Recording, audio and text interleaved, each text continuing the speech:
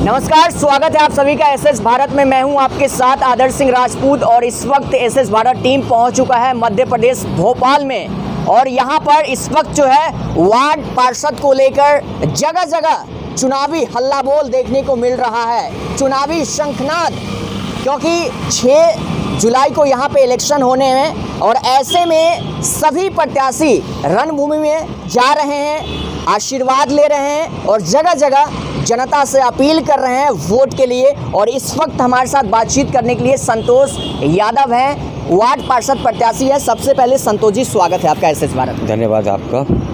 मेरा नाम संतोष कुमार यादव है। मैं वार्ड क्रमांक 5 से निर्दलीय प्रत्याशी के रूप में चुनाव लड़ रहा हूँ। मैं संतोष जी, इस वक्त यहाँ से आप खड़े हुए हैं, क्या मैनिफेस्टो है आपका, मुद्दा क्या है?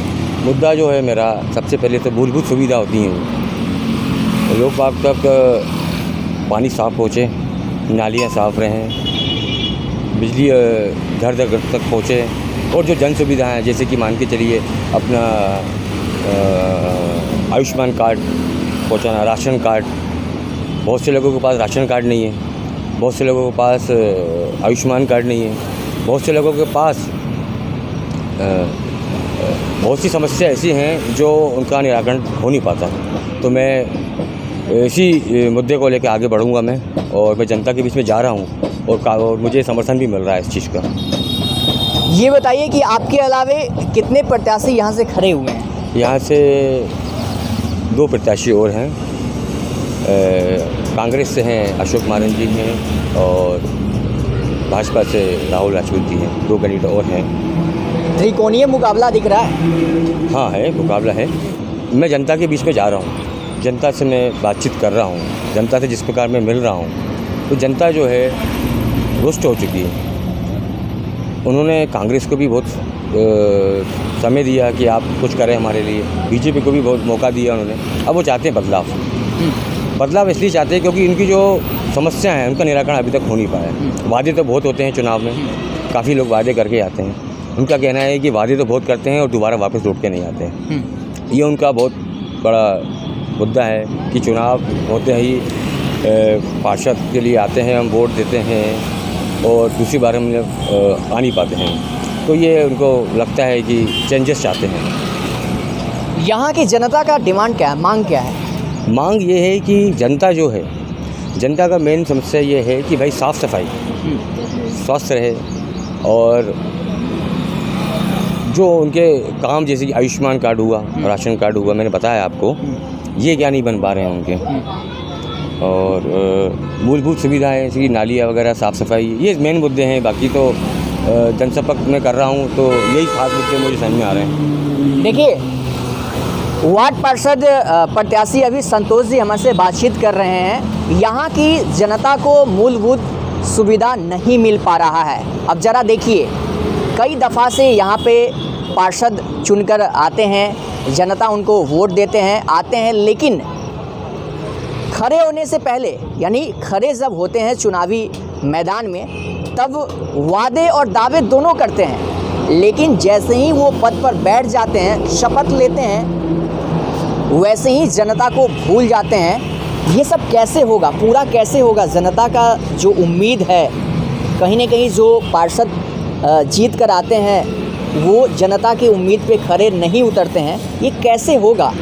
जनता जागरूक हो चुकी है, जनता चाहती है बदलाव, परिवर्तन चाहती है, क्योंकि जनता के पास ये कैसे होगा, बदलाव होगा कैसे? बदलाव जनता मिलके करेगी, जनता वोटिंग के द्वारा होगा, मतदान के द्वारा होगा। देखिए, वो पहले से भी वोटिंग कर रहे हैं, लेकिन जो भी आ रहे हैं प्रत्याशी जीत कर, वो धूल झोंक देते हैं ना जी। उम्मीद तो कर ही रहे हैं, वो विश्वास तो करते ही है जनता जी। आप ही हैं, आप पे वो विश्वास करेंगे, फिर आप उनको नकार देंगे या अविश्वास घात करेंगे, फिर क्या करेंगे? नहीं, उनको मुझ पे विश्वास है, इसलिए मुझे मौका दे रहे हैं और मैं जहाँ जा रहा हूँ मुझे समर्थन मिल रहा है, काफ़ी समर्थन। आपको यहाँ की जो जनता है क्यों वोट करें? वोट करने का कारण है उनको एक लगती है, एक उम्मीद है, आशा की किरण जो कहते हैं। उम्मीद तो पहले भी था उनको, पहले था, पर वो नहीं कर पाए। मैं जिस प्रकार सक्रिय हूँ, उनकी बातें सुन रहा हूँ। आप कर पाएंगे? जी बिल्कुल कर सकता हूँ। मैं 100% में से 80% तो कर ही सकता हूँ। देखिए, आपको अभी जनता सुन रहे हैं एसएस भारत के माध्यम से, अपील क्या करना चाहेंगे आप? मेरी ओर से तो अपील यही करना चाहूँगा कि भाई मुझे मौका दीजिए, मुझे सेवा का मौका दीजिए मैं आप जनता के बीच में जो आपने मुझे वोट दिया है, मैं उनका विश्वास नहीं तोड़ूंगा मैं, और मैं अपने ओर से 100% देने का काम करूँगा। अच्छा, क्या क्या करने वाले हैं?